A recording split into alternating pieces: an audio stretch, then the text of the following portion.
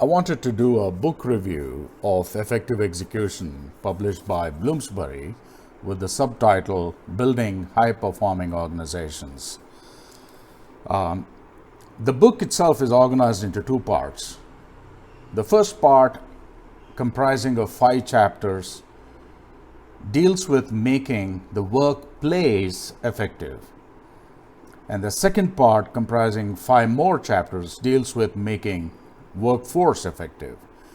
Now, it's actually the combination of both the workplace and the workforce, when they come together, is where execution happens. And the paradigm that we are trying to propose within what we call the systemic process review using measurements is, in order to build effectiveness, we need to know how execution occurs in quantitative terms. If you do not understand the metrics that are defining effectiveness, then your execution is insufficiently understood. And a vast majority of even the so-called high process maturity organizations in the realm of the software industry assume that they are operating effectively, when perhaps all they did while building the high process maturity and a high capability for their delivery and execution process was only build efficiency. And efficiency, which is rather not sufficient to address the challenges of one of the most important metric, which to a significant degree, none of the high process maturity and highly capable process industries seem to be cognizant of, is waste. Now, the benefit of this book and the Scrum enablers that have been conceived within this book, there are 64 of them, are they give you a kind of a ready-to-use toolkit of enablers which help you to be cognizant of the waste metric, which to a significant degree is the primary contributor for ineffectiveness in execution.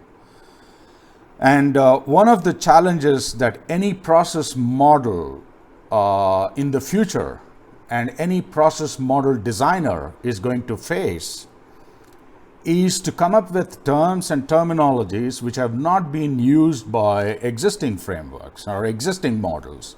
And that's going to remain a huge challenge for both the process model creator and for the process frameworks in the future.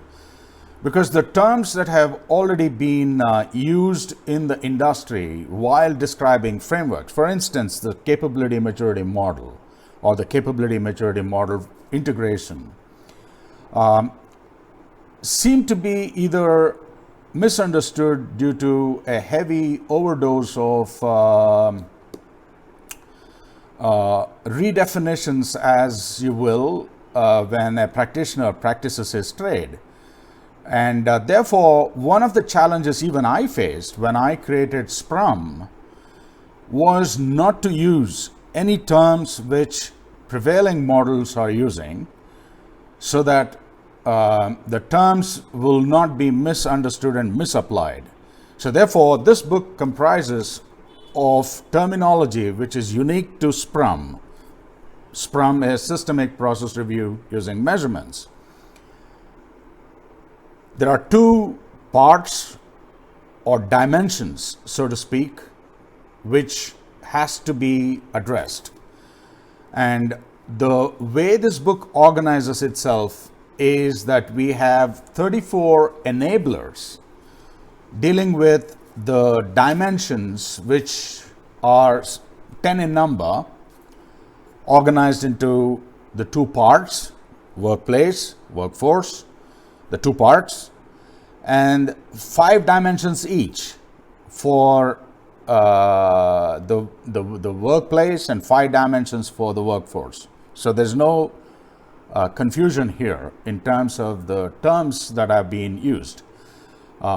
So the two parts are the workplace and the workforce. And the dimensions, 5 in number, I'll explain each one of them as we proceed, are built such that you have to progressively grow your effectiveness culture by constantly focusing on one metric, and that metric is waste. And here I'm very tempted to actually use what Lean Six Sigma does to perfection, which is worm pit. Worm pit is perhaps well understood and is used significantly in all Lean implementations, Lean Six Sigma implementations. And it's an acronym which stands for the first letters of the following: waiting, overproduction, rework, motion, overprocessing, inventory, and transportation. So worm pit, WORMPIT, is waiting, overproduction, rework, motion, overprocessing, inventory, and transportation. One of the things as a student and practitioner of TQM and Lean Six Sigma I have understood is, to my utter surprise, an absolute lack of emphasis on effectiveness in practice, while the efficiencies of the day, which is driven by the twin objectives of cycle time reduction and minimizing rework, seems to engage the attention of the workforce, which is supposed to execute the mandates of execution. And therefore, there's a huge disconnect when it comes to building what the industry and what work life really requires, which is to build effectiveness in solutions. And one of the most important challenges that I faced as a process designer, as a process model specialist for the last 3 decades, is none of the frameworks that we have right now evoke to help individuals bring out their soul's work. The heart of execution is the human being, and whose soul's work actually largely depends upon 3 factors. Being able to work in teams or great teamwork, being able to communicate in a crystal clear manner, and more importantly, in a manner where the cultural barriers, so to speak, are deeply addressed. In the days to come, where we have a flat world, so to speak, we need to be able to communicate across cultures in a manner where communication itself should not become a limitation. For instance, if we have to deal with customers in China, one of the most significant issues that we need to understand is both verbal and non-verbal cues of a language that we seldom speak and that we seldom understand. But then, of course, use of translators and being able to speak to your audience through translators in a manner where you're not misunderstood, and at the same time you are able to convey what you have in your mind, is something that the workforce needs to start practicing if they have to be effective in the work life that they are going to lead in the future. And then, most important is to be able to understand what the standard work processes are, which are built on a solid foundation of measurement, process evaluation, and process improvement in that sequence. Okay, your improvement has to be based on process measurement, which therefore needs to have a very solid sense for what process evaluation is all about, and then pursue the fine art or a delicate balance of how much of process improvement is enough to build effectiveness. And one of the things that I've done is to use a lot of practical field experience to deal with this subject matter. I have kind of integrated multiple core disciplines which are essential in order to build the effectiveness work culture. CMMI, or the Capability Maturity Model for Integration, and People Capability Maturity Model are the two frameworks that I have kind of used in a very liberal sense in my consulting experience and practice. I've used Lean Six Sigma for the last 10 years, and that too is useful in having shaped Scrum to what it is. And the most important contribution of this work to the field of execution is to use the most important metric, which is the metric of waste, and keeping a constant tab and focus on the metric of waste and doing your work or executing your work per the mandates of the defined standard operating procedures, while being sensitive to the amount of waste that is produced and minimizing it to almost zero. You can't obviously make it zero, but you have to tend it to zero. Now, just a quick introduction of what these 10 dimensions are. So like I said, there are two parts to effective execution: workplace effectiveness and workforce effectiveness. And so far as the workplace effectiveness is concerned, there are 5 dimensions. Dimension 1, building a nurturing work environment. And in here, you have 12 enablers, and these are the Scrum enablers, or the systemic process review using measurement. Note, I have used the word enablers, very carefully avoiding treading on the same thin ice of prevailing models. I didn't call them practices, I call them enablers, because ultimately these are enablers. They will not help you to achieve anything. They will help you to enable the right thinking to be able to do what you were trained to do in a manner it's best done. So these enablers help to build the dimension of building nurturing work environment, for instance. And there are 12 in number. I'll read out a couple just so we understand this to gain some insight into what an enabler looks like. For instance, building a nurturing environment, the first Scrum enabler is workplace resource requirements for work functions are identified and provided by the facilities department or an individual who is competent to make such assignments. Note a few very important things. The Scrum enablers have been written with the focus of building the aspirations of a human being who is supposed to execute work. No work can be effective if you have incompetent people. So competency is a prerequisite. So when you have a situation where workplace resource requirements for work functions have to be identified, these have to be identified by someone who is competent to do that job. In many of the cases, that would be an individual assigned to the facilities department.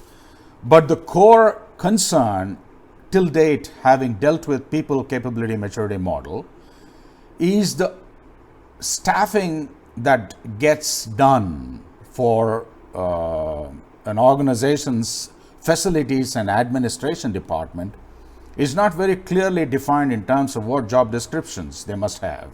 More so if it is that the work functions are not critical.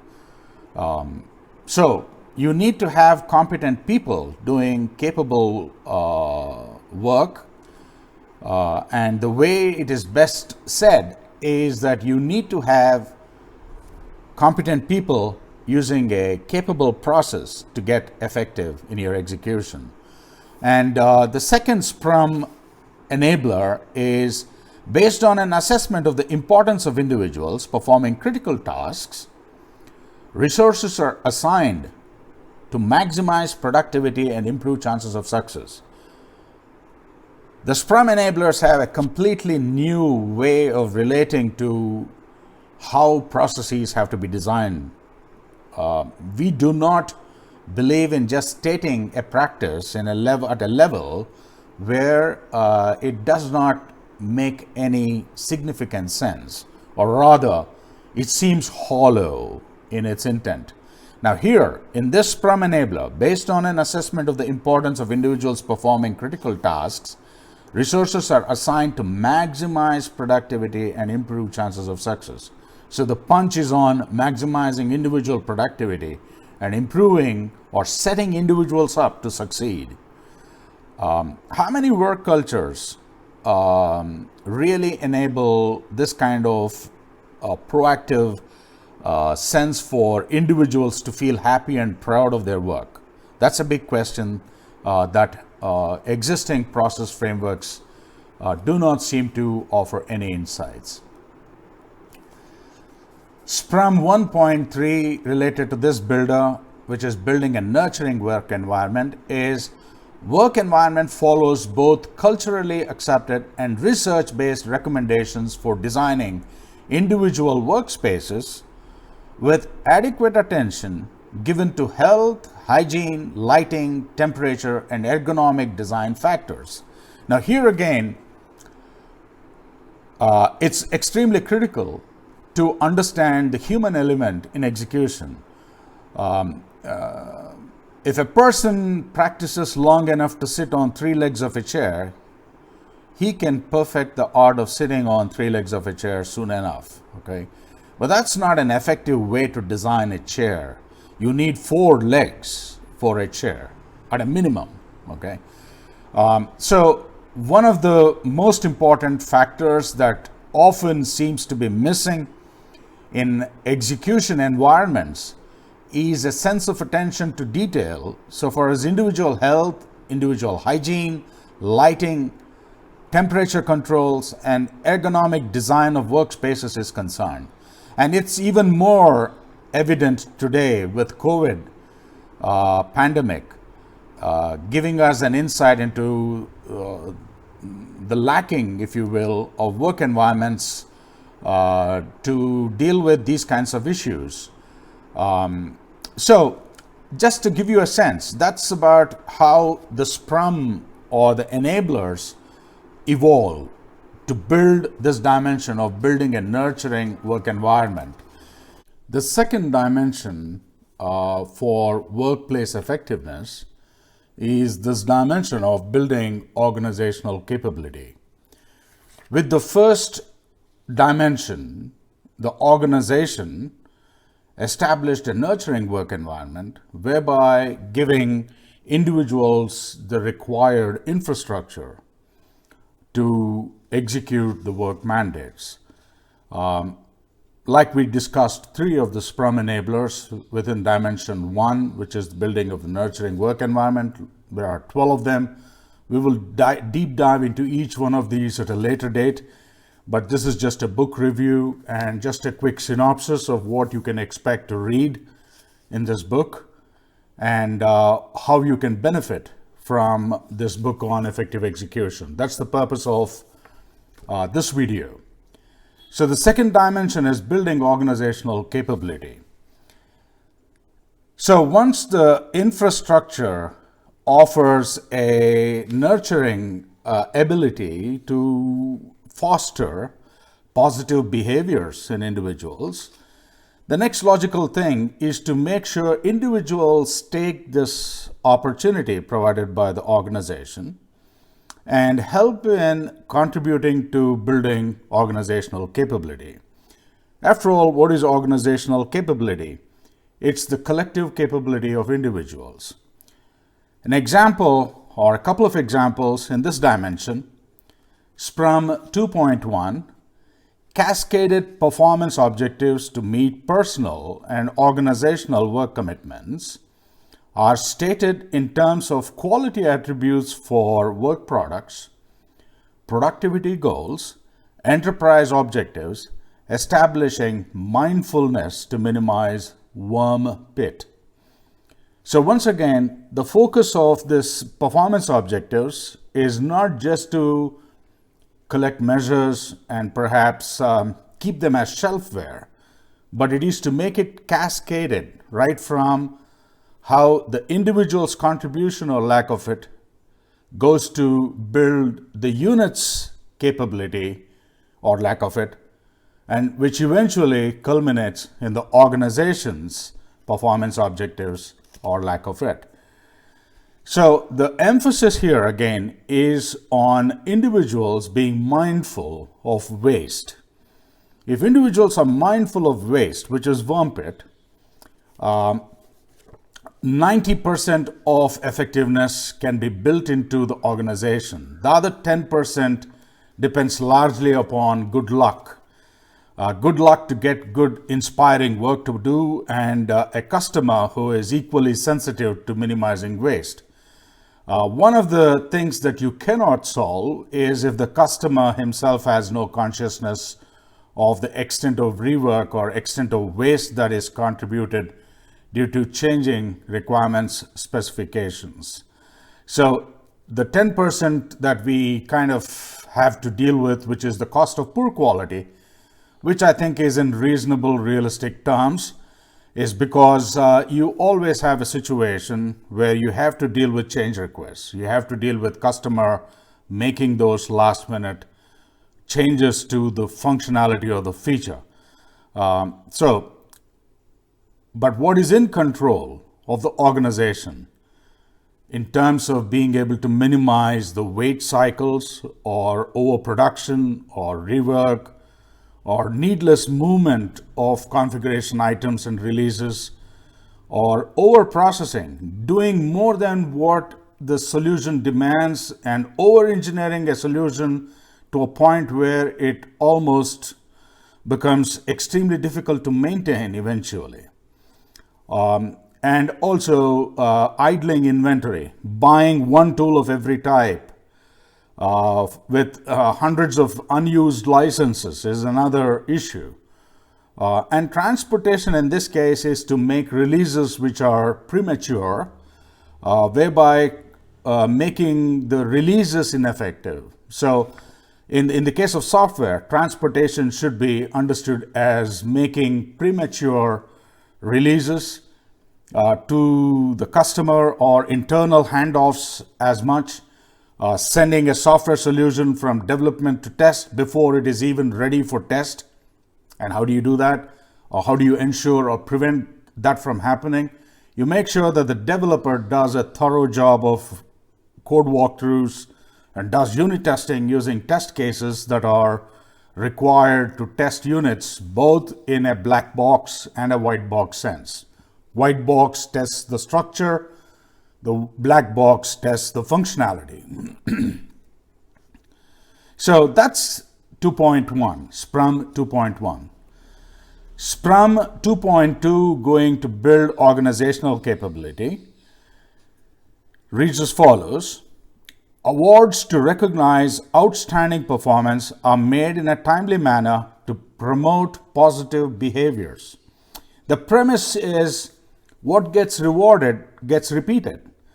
And one of the ways to promote organizational capability is to promote individuals who are promising in terms of being able to contribute to the organizational retention of core competencies and reward such positive behaviors where they might participate in mentoring activities or creating training instruments to train larger groups of people internally in the organization, and so on and so forth. And there are 4 more Scrum enablers in this dimension of building organizational capability. We will not get into the depths of each of these because these are documented in the book. We might at a later date deliver a video addressing each one of the Scrum enablers in due course. The third dimension after building organizational capability is logically to create an organizational culture that's mindful of execution. Meaning It's not enough that you have competent people by building organizational capability.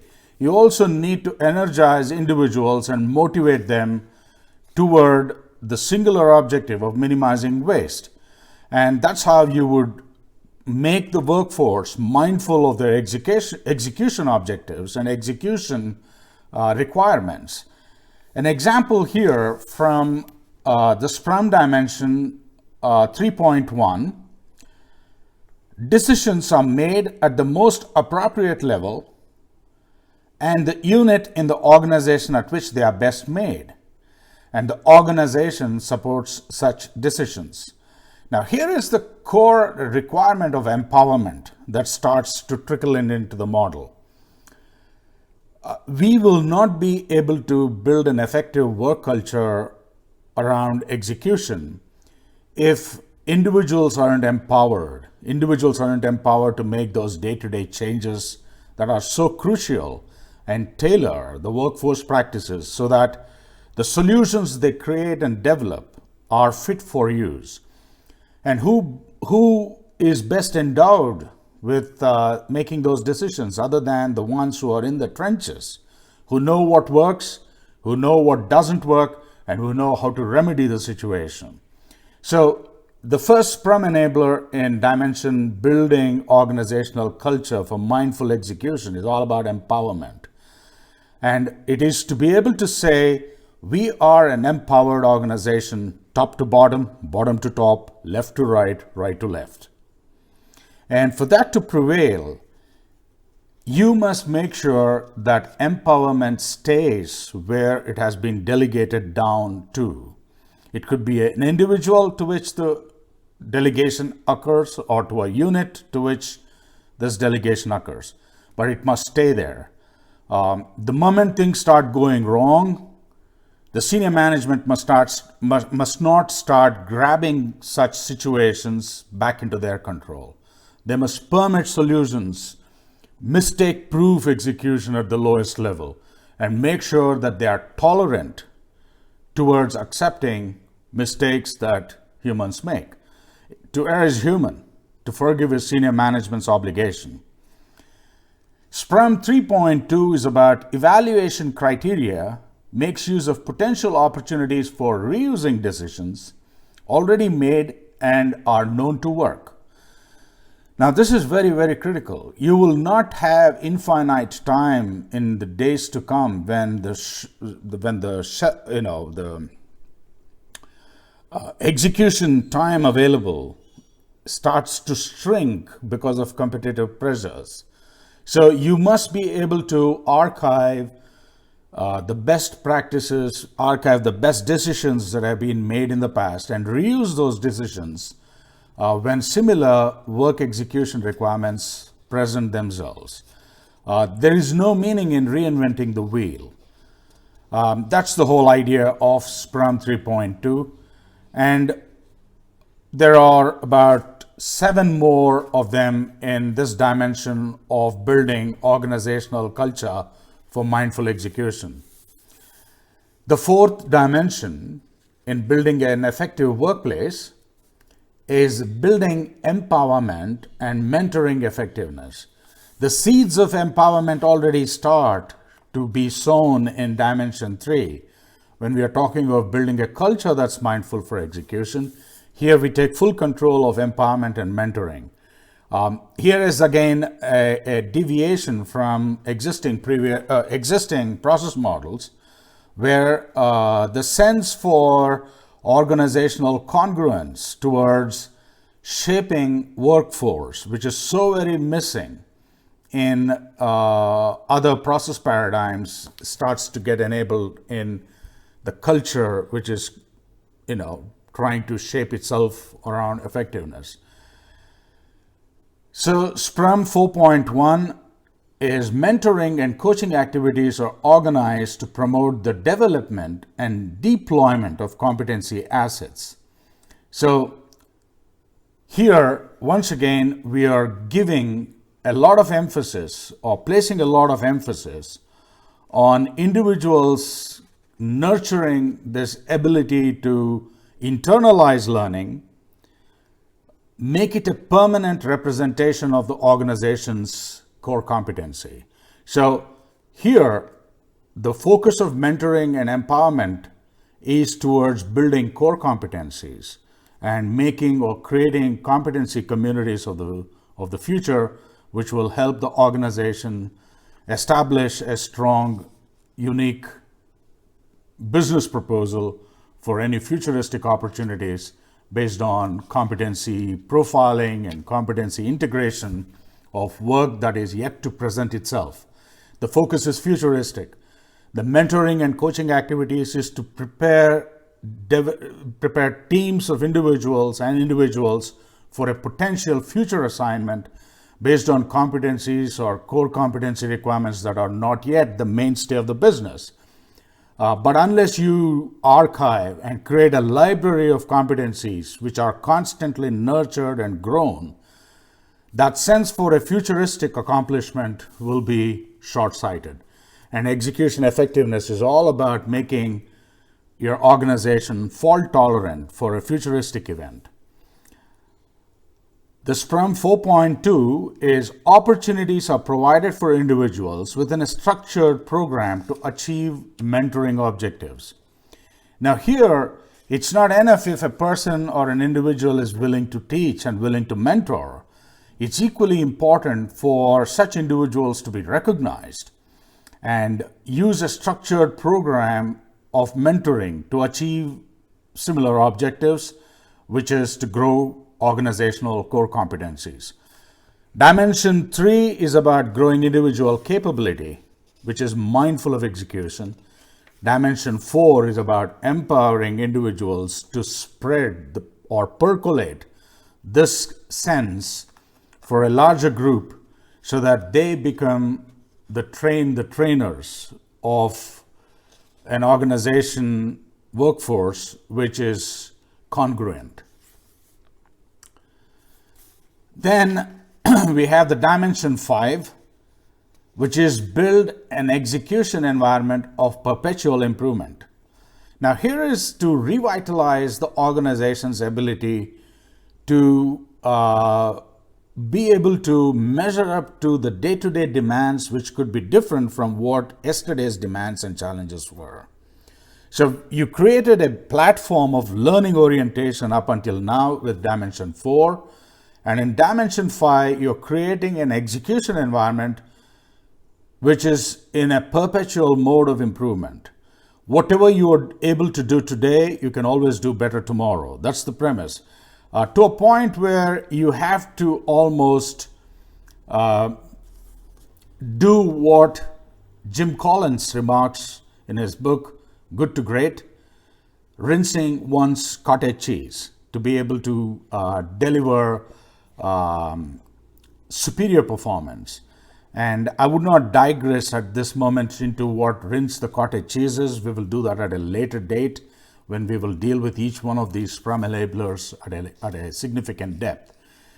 The second Scrum enabler in building an execution environment of perpetual improvement is defect data reported from different phases of the development lifecycle are chosen for analysis to facilitate specific defect prevention activities. Now, this is very, very important.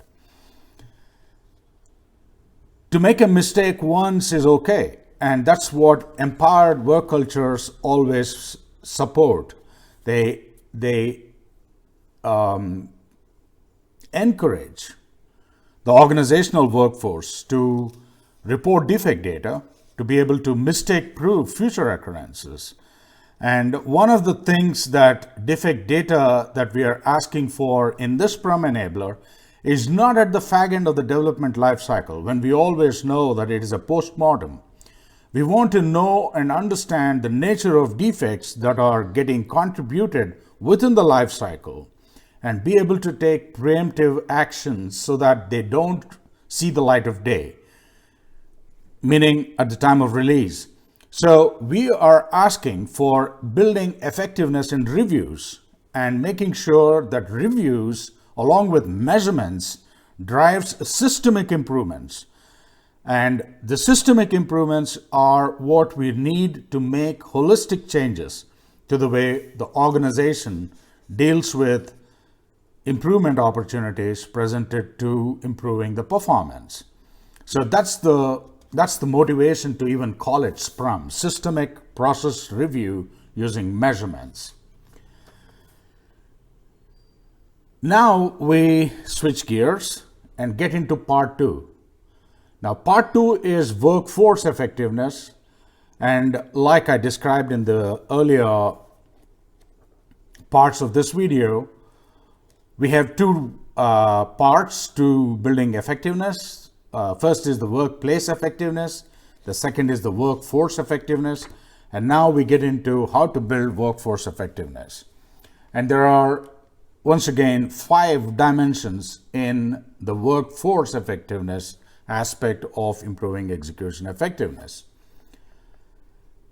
The first, or let's now look at it from the perspective of workforce effectiveness, though it's the 6th in line, but this is the first in the workforce effectiveness enablers.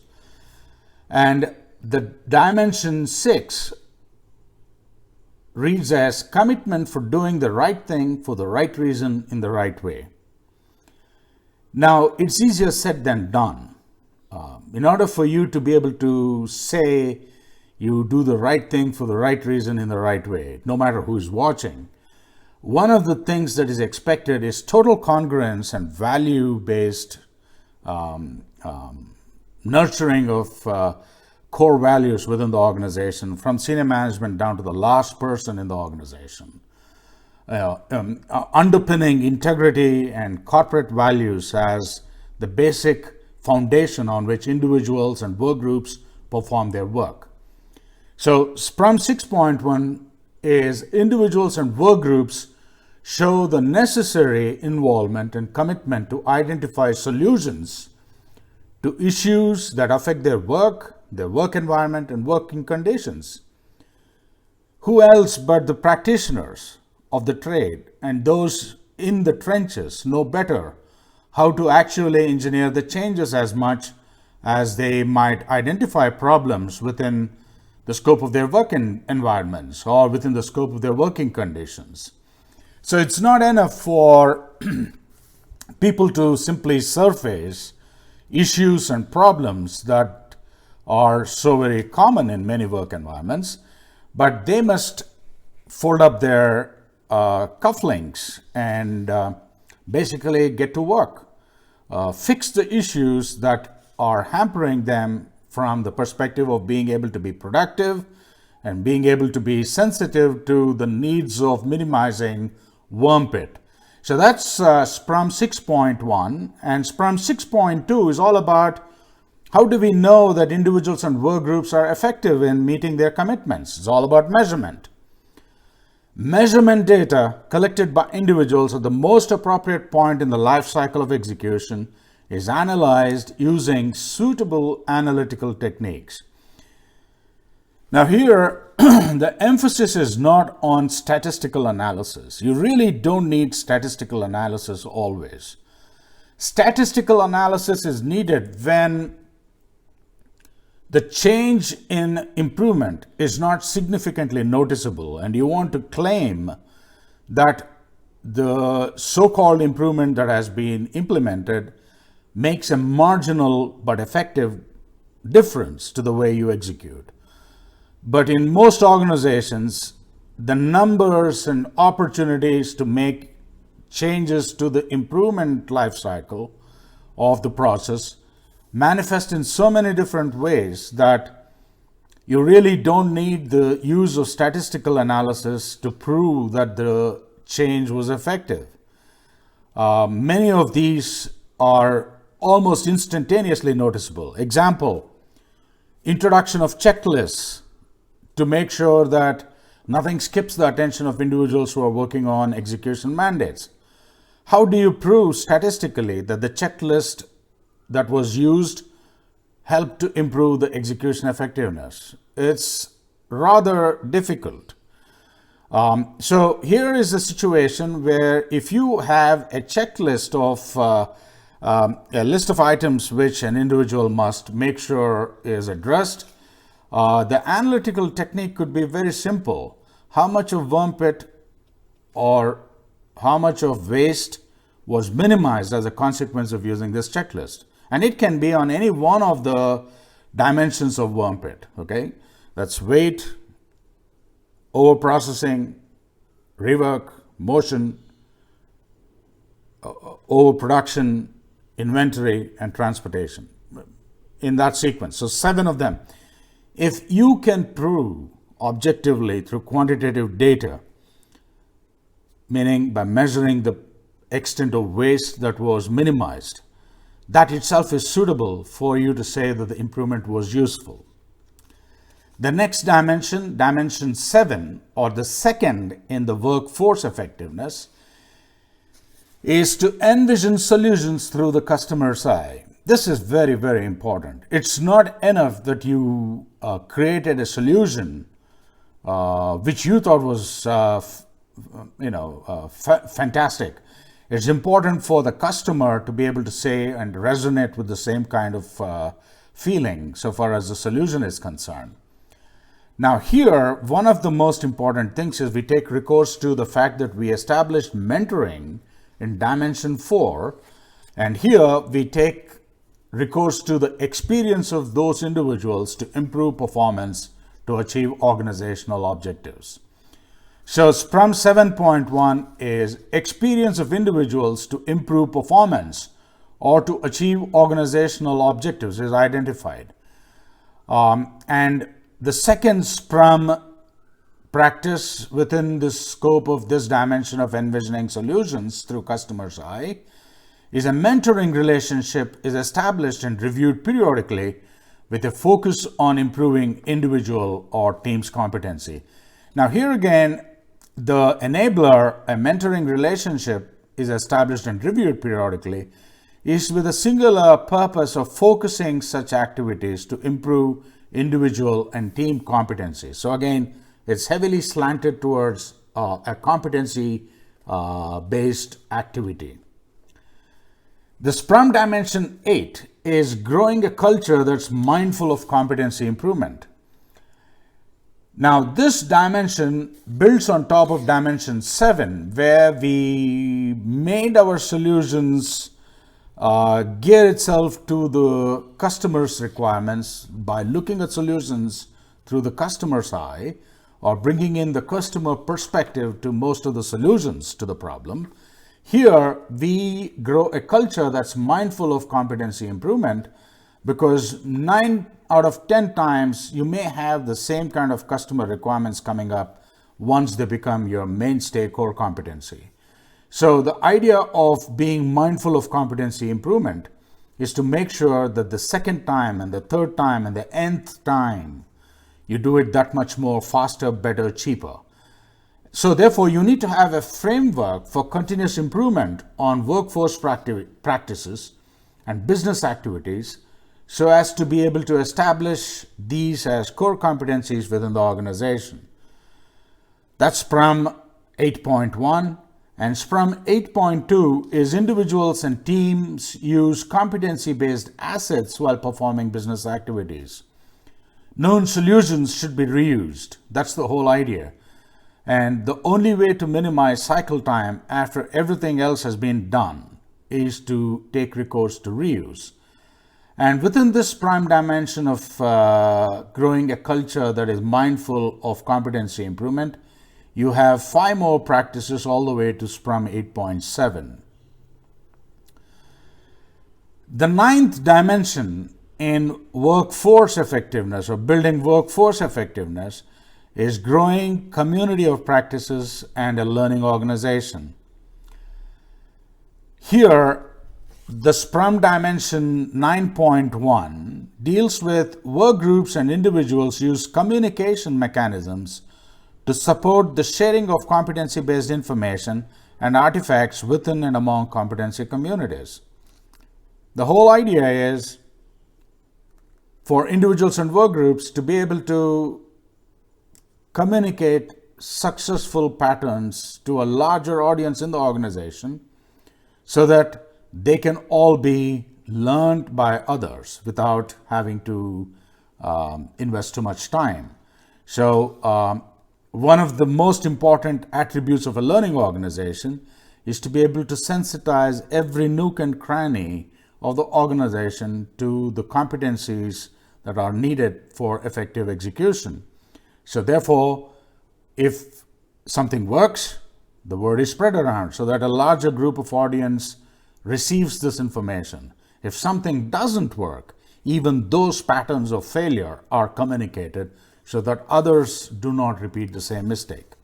And that actually ties back very neatly to what we discussed in terms of being able to create checklists for mindful execution of competency improvement programs. So any failure pattern or any successful pattern must become part and parcel of a growing checklist, which is always kept current and fresh. The second Scrum enabler in dimension 9 of growing community of practices and a learning organization is performance objectives for each individual are established with a view to ensure alignment with work objectives. We briefly spoke about it by having the work environment support cascaded business objectives, where the core idea of having a cascaded set of business objectives was to make sure that your individual emphasis on productivity goals, enterprise objectives was made mindful of the need to minimize worm pit. This was dimension 2, building organizational capability. And in dimension 9, we make sure that we leverage this practice 2.1, Scrum 2.1, to enable individuals to align their own business performance to the unit's performance, which eventually leads to the organizational performance. So the whole idea here is that you have workforce capability having workforce impacts, and you have organizational capability having organizational impacts to the way execution has to be addressed if it has to be effective. And again, the most important emphasis is on worm pit, okay, to minimize waste. So that's dimension 9. We have 5 more Scrum enablers all the way to Scrum 9.7 in this dimension. And the last dimension is Scrum dimension 10, making execution effectiveness flow throughout the organization. And here there are 4 Scrum enablers which are oriented towards percolating an organization that is sensitive to effective execution. Individual opinions are sought to improve execution constraints, meaning work conditions, and periodic assessments of the work environment are used as the basis to improve conditions that maximize productivity. Once again, the focus is on not improving for the sake of showing some improvements. The purpose of improvement is to maximize individual and team productivity. And the overall purpose of why this is done is in order to build in permanent corrective actions to remedy work environmental issues that degrade performance, and so that they are tracked to closure by individuals who are empowered to make those day-to-day decisions. Remember, the cascading down of the empowered work culture to the individual or unit lowest in the organization that is best vested with the information and decision-making capability. So the whole idea of Scrum is to motivate organizational effectiveness by inserting the Scrum enablers, 64 of them, addressing 2 major parts of effectiveness: the workplace effectiveness and workforce effectiveness. I just don't want to kind of make it look like Scrum is a magic wand that will automatically make every organization effective.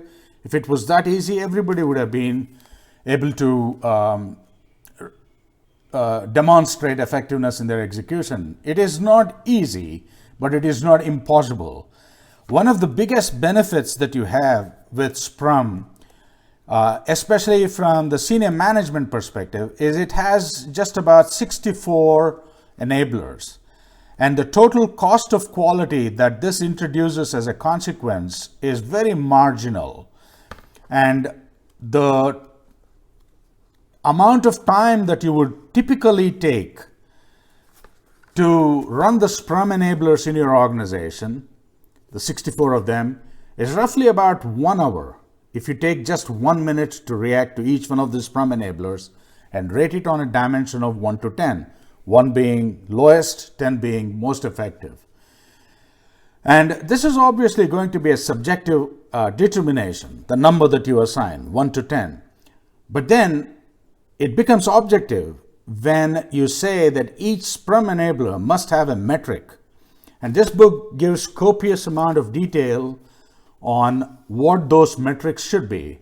We have almost 15 different metrics that are useful, 5 each for the different paradigms of the development, the acquisition and service establishment, and finally product metrics. If you have a product development initiative, what kind of metrics must you have? For example, defect density is one, first pass yield is another, productivity is another, and so on and so forth. So there are a total of about 15 metrics that you would perhaps need to justify why you gave each Scrum enabler based on the fact that you would measure them against Wormpit, whether it was a lowly enabled Scrum or a highly enabled Scrum. So roughly for the CEO, the cost of quality is no more than 1/160, 1 over 160, or 0.62% per month due to Scrum.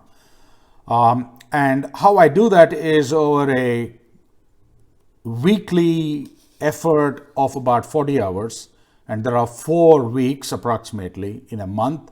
So that makes it 160 man hours of work that is potentially possible. And you're taking just 1 hour to run the Scrum enabler checklist of enablers to determine whether you have an effectiveness culture or not. So 0.62% per month is, I think, a very, very useful investment of organizational time and attention. So that's about how the Scrum is laid out.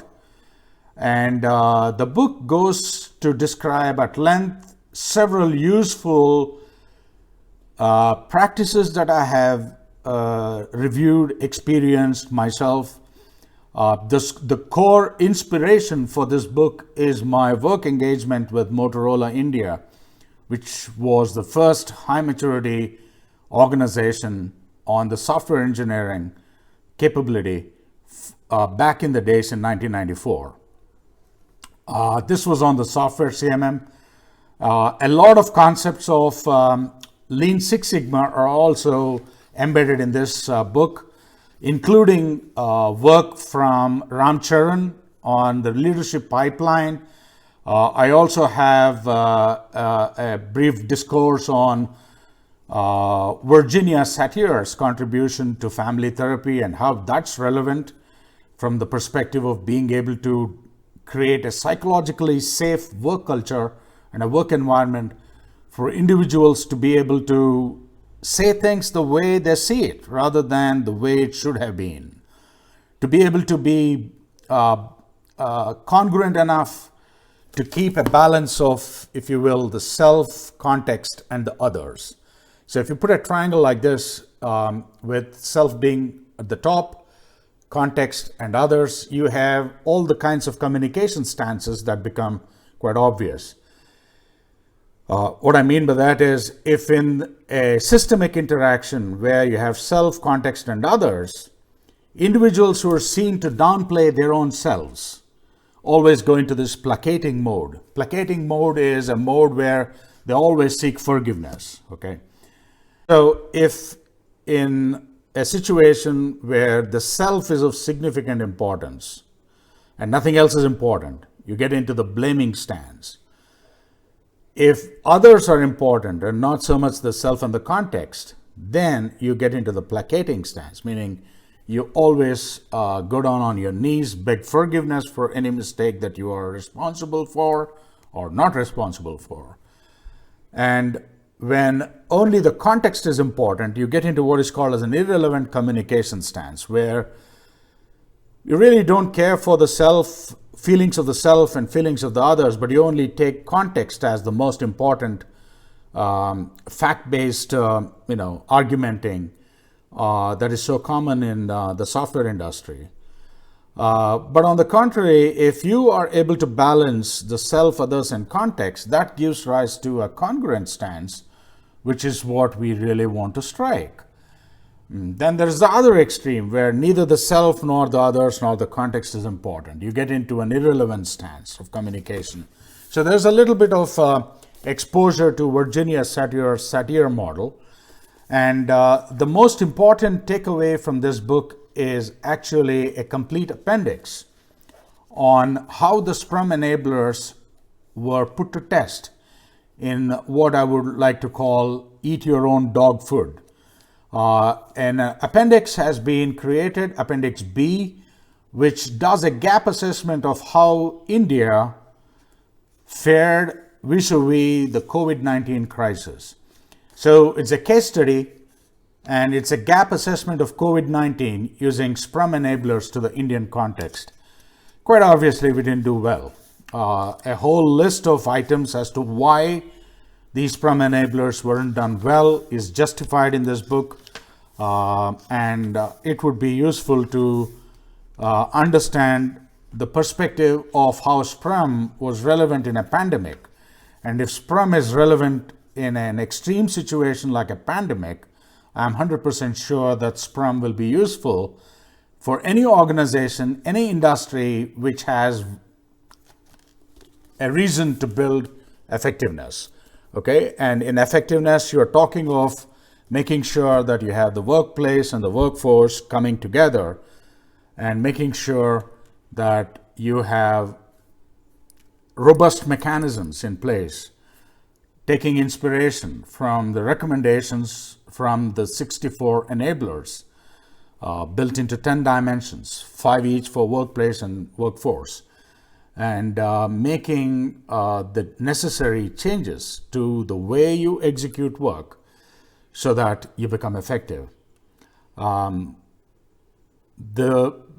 challenge again for any organization is to conceive these 64 enablers in a manner where you put them into context of execution from a perspective of identifying what is it that is needed to build the effectiveness metric that has been given to you on a platter. You have 64 enablers in all, and I think the focus can now shift internally in the organization to making sure that whatever it takes to build effectiveness can be rendered using these enablers as the foundation on which you continuously improve the effectiveness metric, which is WAMPIT.